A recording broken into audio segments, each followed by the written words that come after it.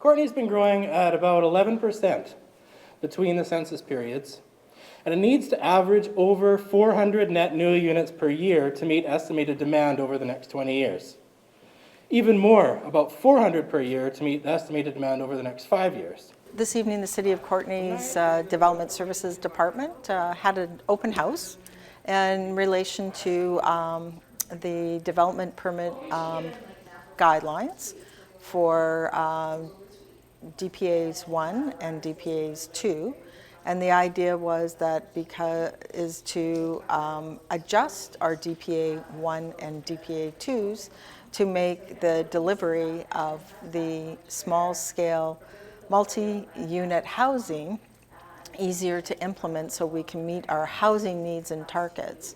This is a result of the Bill 44 that the provincial government mandated that last year that we make sure all our restrictive residential zones were permissible to allow up to 4 units. So we went through a very compressed timeline to take 16 zones and make them into the residential, small-scale, urban, or multi-unit zone, so that people now can provide either single-family homes with secondary suites and an accessory dwelling unit.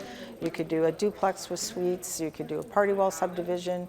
You could do back-to-back units where, say, you would have a duplex and a suite.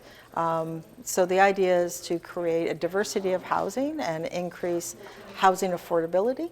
And so we are actually going through these development permit area guidelines to make sure that we eliminate any requirement for development permit applications for units that are less than 3. So it's only 3 and 4 units or greater.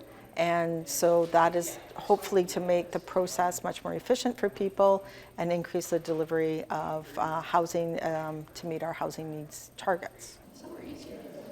So this evening we had a open house. There's a couple different reasons why the city does it. First of all, we have legislative requirements, and under the Local Government Act, we're required when we amend our official community plan to host and engage with various public interest groups.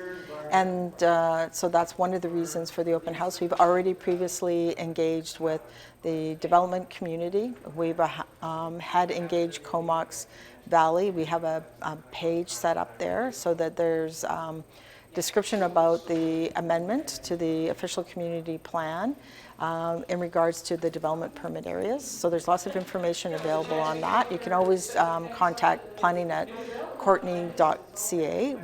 We want to hear from the public.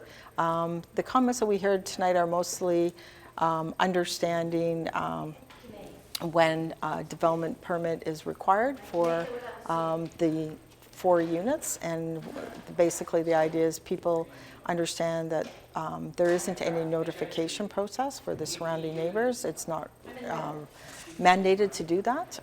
What it is just as a right, people have the zoning, and then if they have 3 or 4 units, then they would be required for form and character development permit, which would be part of them moving to get a building permit application submitted and through that building permit process. So they would go hand in hand, so because we're trying to do concurrent applications so that the timelines in processing permits are reduced so that we can deliver housing more affordably.